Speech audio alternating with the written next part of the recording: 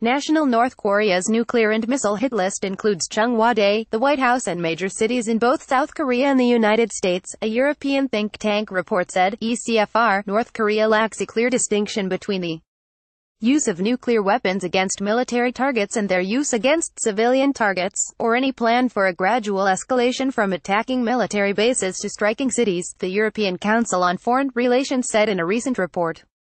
The hit list names presidential offices in South Korea and the U.S., along with major cities in both countries such as Seoul and New York City, citing North Korean sources. Key military bases in U.S. mainland, Asia-Pacific, South Korea, and Japan were also mentioned as potential targets.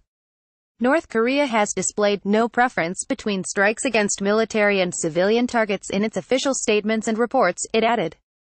It stressed it is almost impossible to target military forces without creating civilian casualties in the process.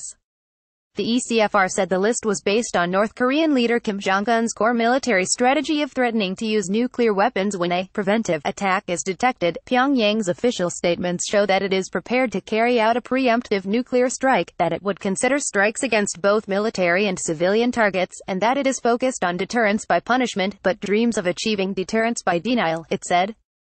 Through pictures released via its state-run media, North Korea has hinted it holds maps corresponding to the list, such as a picture that shows Kim with a map depicting cities and army bases in the U.S. mainland, published in March 2013.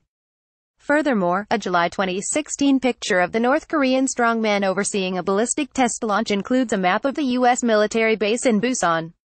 Number of video montages portrayed Guam as a target before Pyongyang threatened to launch ballistic missiles to the U.S. territory in the Pacific in August 2017, the report said. The think tank pointed out that North Korea's nuclear and missile program are founded on the regime's calculated assessment of the threats to its survival. In order to avoid a blown war, it added, the international society needs to comprehend how the rogue regime sees its nuclear weapons. The report comes amid escalating signs of North Korean military provocations after nearly a 70-day hiatus in its nuclear and missile tests, its longest in recent months. The South Korean military said Tuesday it is keeping close tabs on the North for signs of its next provocation, in collaboration with the U.S. Japan's Kyodo News reported earlier in the day that Pyongyang is likely to launch another nuclear missile soon based on radio signals the Japanese government received. It added the signals could be from the North's winter military training. By Young Mink Young MK Young at HeraldCorp.com.